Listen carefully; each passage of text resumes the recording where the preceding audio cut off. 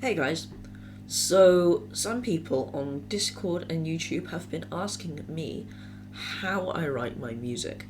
So today we're going to do a short analysis of the orchestrated and short score versions of the Escharien national anthem. So first of all, let's listen to the short score version of the anthem.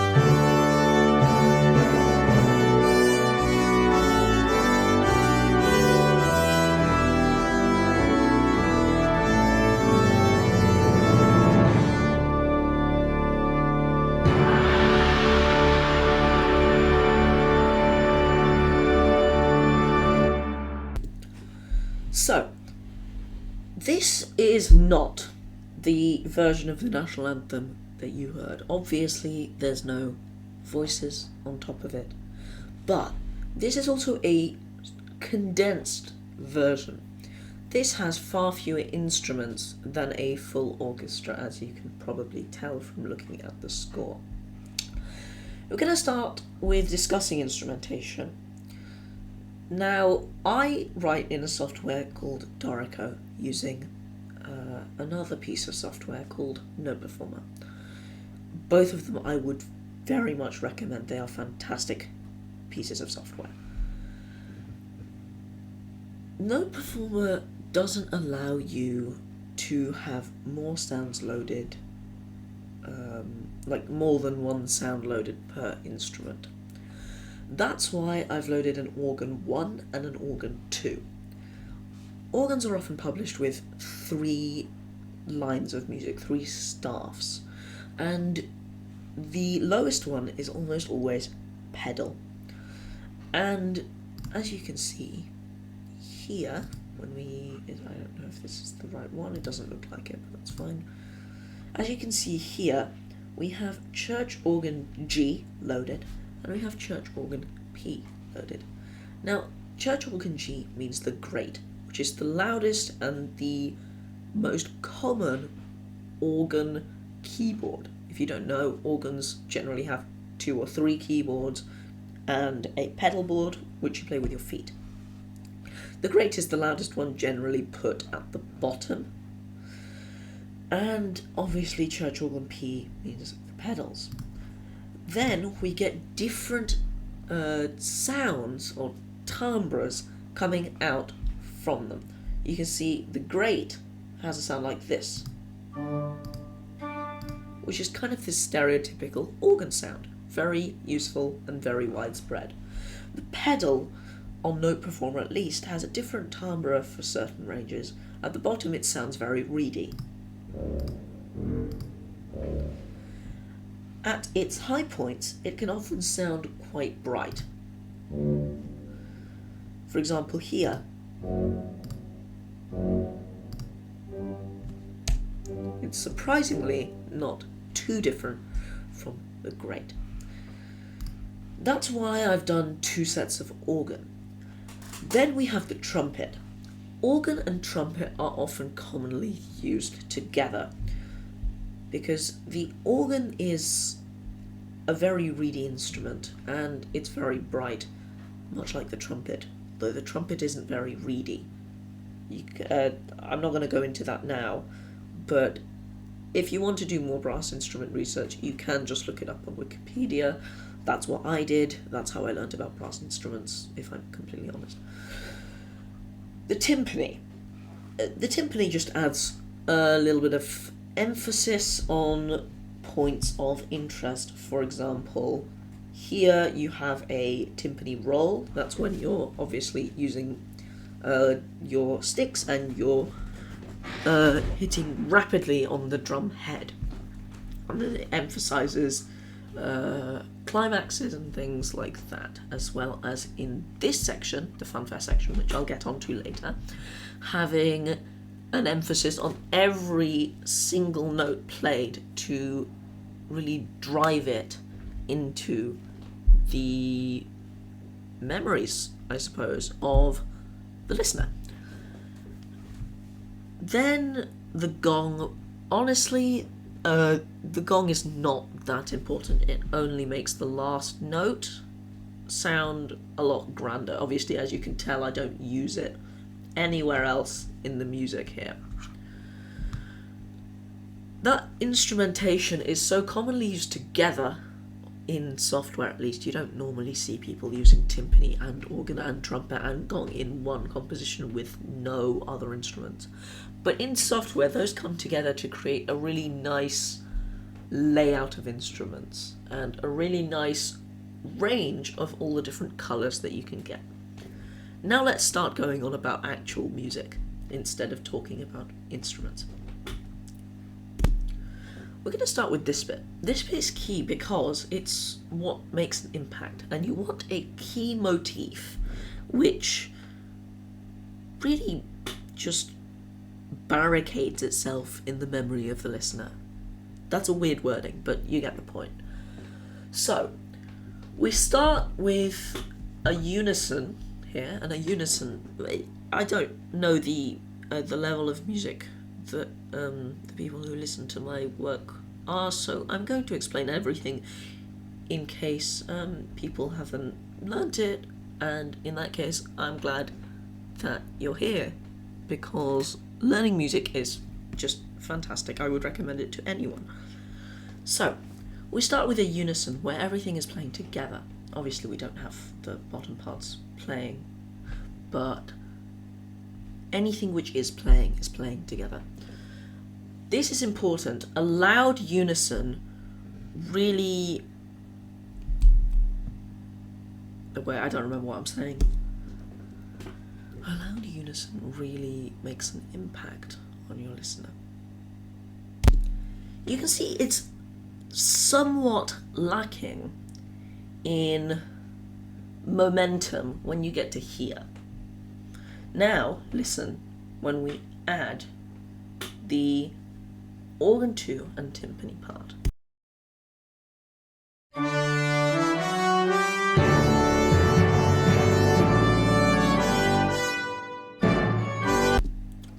So you can hear it gives it more motion, drives it towards this phrase climax, as some people call it. I don't normally call it that, but I suppose it gets the message across. Building up to the phrase climax, you can see that we use almost the same rhythm. And this is something which you may learn in school if you do GCSE music and you take music in year 9, year 9 UK, you may learn about something called a balanced melody.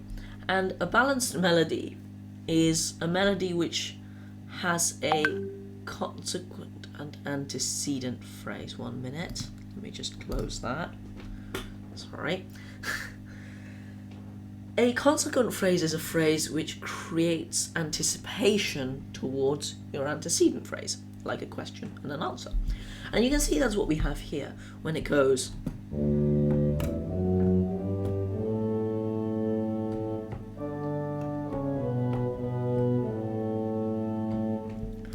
When that happens, you feel anticipation towards the A. You may not notice it, but it's there. This is amplified by the fact that you have this section, which uses the same rhythm as this section, in the opposite direction.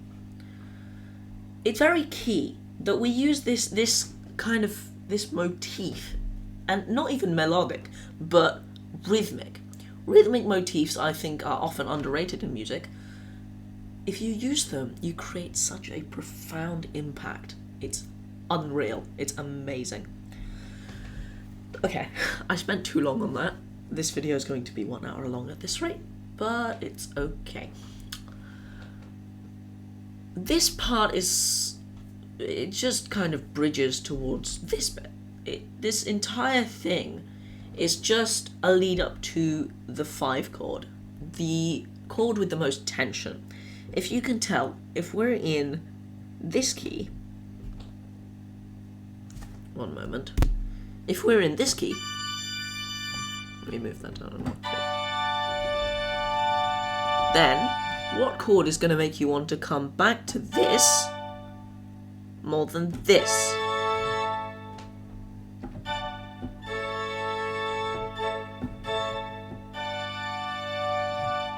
Nothing. That is called the dominant chord, and it's very important in music. And this is where it is. And the unusual thing is that it lasts for 2 bars. It's not explicitly stated in the 2nd bar, but this continued timpani roll implies it as the bottom note of the chord. What that means is that it builds tension a lot until it is resolved on the people here or given in the 2nd verse. And it's key that you need to perfect the balance between tension and release.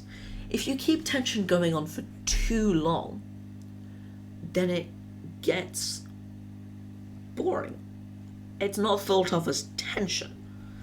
And then, what's the point? You may as well resolve back to the 1. I mean, you know, I can't think of any examples of pieces that do keep tension going on for too long. But if anyone can find one, please let me know in the comments below. I'd like to look at it. Okay. Now, we don't really need to analyse this bit because it's pretty much the same function as this bit. So we'll move straight on to the chorus. Now, the chorus is a bit interesting because it uses 3 bar phrases for the first 2. And that's the thing. It's often fun to switch up your phrase length. For example, here you can see we start with a 4 bar phrase.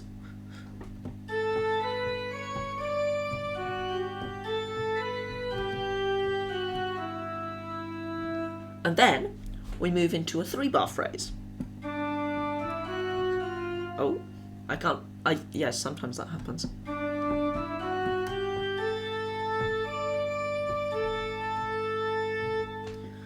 And you may expect that this note would go on for another bar. But instead, switching back to a 3 bar phrase again means that you create this sort of off meter and very triumphant feel, and it's very, very fun to listen to, especially when here it returns to be a 4-bar phrase.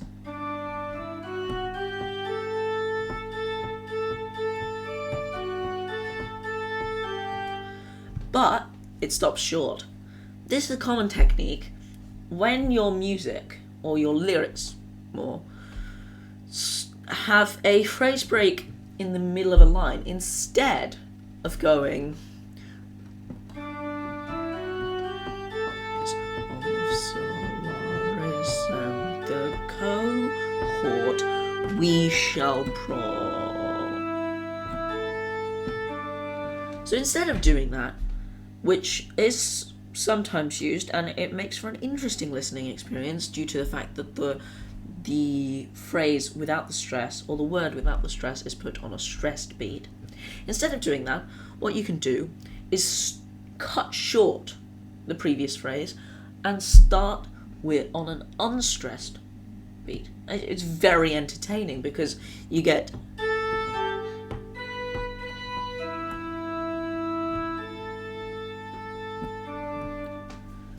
the cutting short moves it on. It makes you anticipate this resolution, because this, we start with a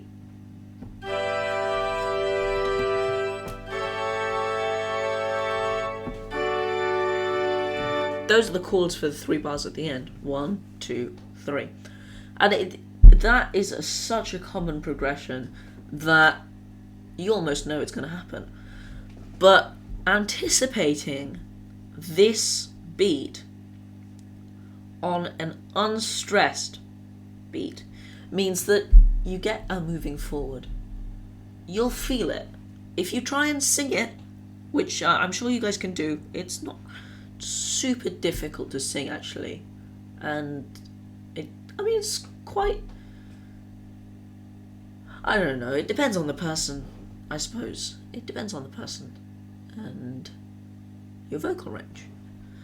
But if you sing this kind of stuff where you have a cut-off point in the middle of a bar, then you'll feel that you want to sing the next note, but you need to breathe, because that's how the phrasing indicates it. And you can see, obviously, we repeat that with the second verse lyrics. That's how you print them at the bottom in sheet music. Now we can move on to what I think is the most interesting part. As you can see, in the second verse, you will sing this bit, but then once you start this one, this indicates that you do this only on the first repeat. So on the second repeat, where you're singing the second line of music, you'll actually not sing this entire bit of the chorus yet. You'll move to this, which is an organ fanfare. This is also a fairly common technique. Organ fanfares have been part of music for 200 years, I think, at this point. And they create this real sense of grandeur, especially because you can use them to modulate. Modulation is just the changing of key. Now, if we listen to this, you'll see we modulate from a D sus2 to an F sharp minor to an A minor to an F sharp major. It's a very unorthodox modulation, but that's why I like it. It creates a sense of discomfort before the final resolution.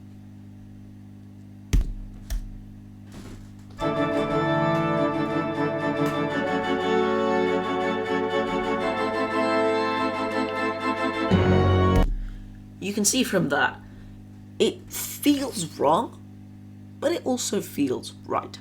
Sometimes these feelings aren't universal, I understand that, because the intricacies of music, oftentimes you don't need to look at them like I'm looking at them now, because, to be honest, not many people care, and that's fine.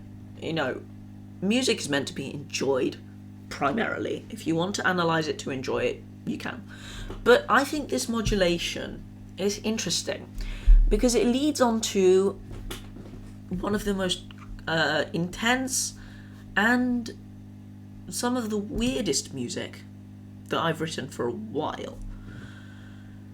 It leads on to this, which is a G5 on top of an F sharp major.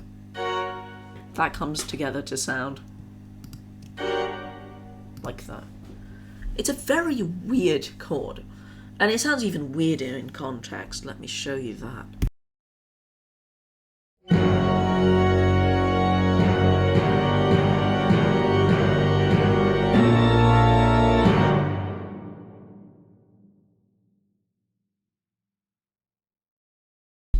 I made a mistake pausing the video there, but you can see it sounds it's very dissonant, because you can see we have just a minor second in between them. And then, you have that in the chord as well. It's a very dissonant chord, but it creates so much tension when resolving to this.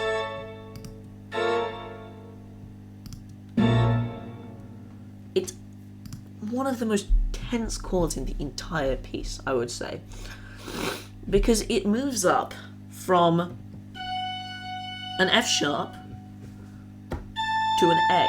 And that interval, it may not seem strange in context, but the minor third can create some of the most intense changes.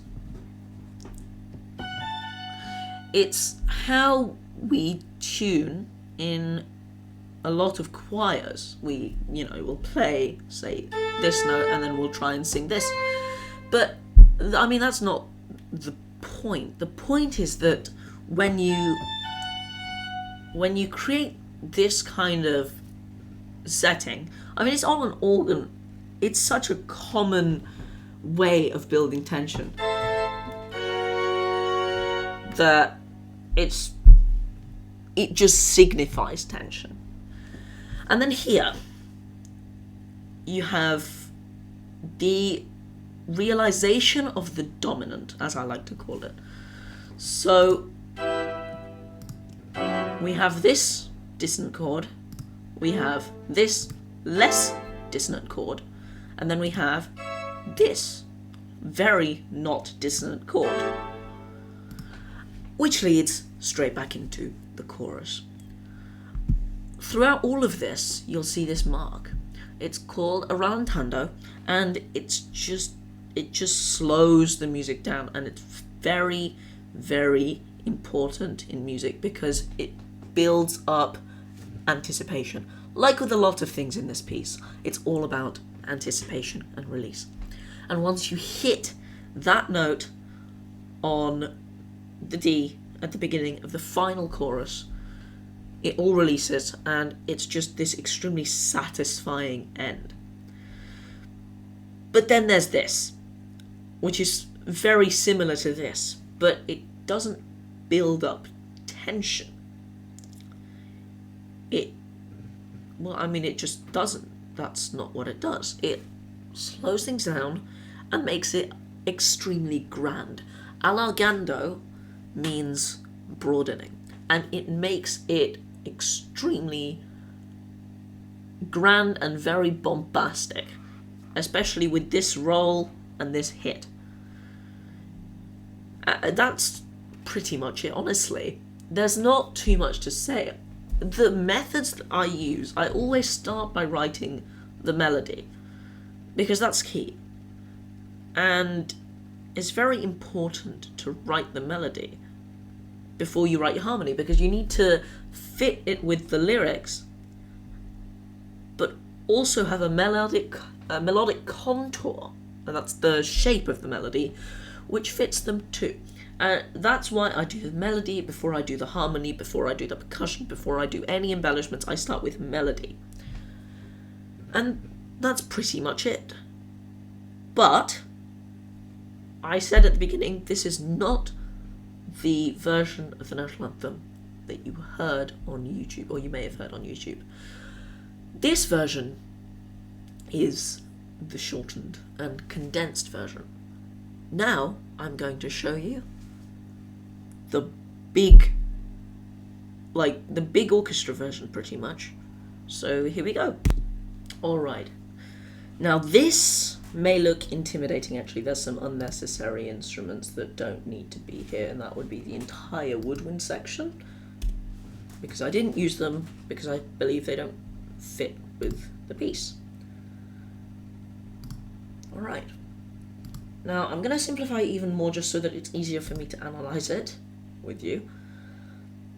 So, okay. Let's start. We don't need to do too much more analysis on this because it's pretty much exactly the same as the previous version, just, shall we say, larger. So, I've allocated instruments as such. The trombone doubles the timpani and the bottom organ. This trombone actually doubles the cello, and because we're writing for software, we don't need to give it realism. For example, a trombone can't play 3 or 2 notes. A cello can play, but it's not significantly well done. And what you'll see, this is one of the key things, is that the organ part is exactly the same as the previous organ part. Same with the timpani. This is because I find it easier to split off from the organ part into all these parts, these different versions, and then make alterations as necessary. Obviously, we don't have to worry about realism, so you can make alterations to dynamics and things on a whim. And it's remarkable. It's one of the many beauties of software. So you split up most of the part onto a wide variety of instruments. Now, you can ignore these. These are percussion instruments. They use a percussion clef, as you can see. We can ignore them. We don't need them for now, because we're only interested in melody and harmony at the moment. And you can see we've already split off the manuals, that is the keyboards that you play with your hands of the organ, onto 4 different instruments. So, we've already split the manuals onto 4 staffs. The pedal is simply doubled by the double bass. No pun intended, but it's true. And that's the same with the trombone too, although it's... oh no, yeah, they are exactly the same actually. So trombone 2 and double bass doubling organ 2, strings, the rest of the strings on organ 1. And then you'll see this whole mess of brass. Believe it or not, it's less complicated than it looks. Your horns are, my horns at least, are playing all of them. We have 4 horns in a typical orchestra. I set the bottom one to play the bottom line. And I set the top 3 to play this, because it splits off into 3 parts here. Trumpets are exactly the same as what you saw on the previous version, and obviously this just doubles the bottom line. That's pretty much it. I skipped out on this rallentando in the orchestral version because I felt like it builds up tension, but this part already has a lot of tension. You'll also notice I cut off the majority of the orchestra for this bit. That's because organ fanfares tend to make an extremely good bridge section, if you can call it that. And the bridge section is important because it leads into your main chorus section at the end. It's very important. And instead of a gong, I used the cymbals. So let's listen to how that all turned out. By the way, apologies if the score is too small. I was trying to make sure that everyone could see each thing. I may actually put it into galley view.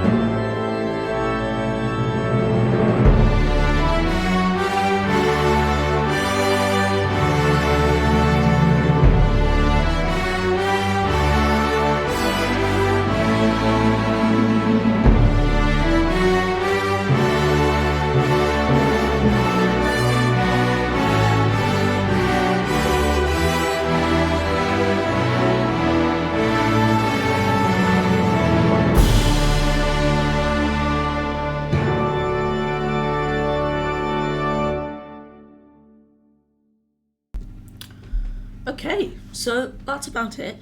If you have any other questions, please leave them in the comments. I'm happy to answer any questions you guys have. Well, any questions I can answer, that is. And hopefully I should get another video out maybe in a couple days, maybe in a week. I'm not totally sure, but look forward to something about Yimu Audal and something about a less well-known nation coming up in the following weeks, probably.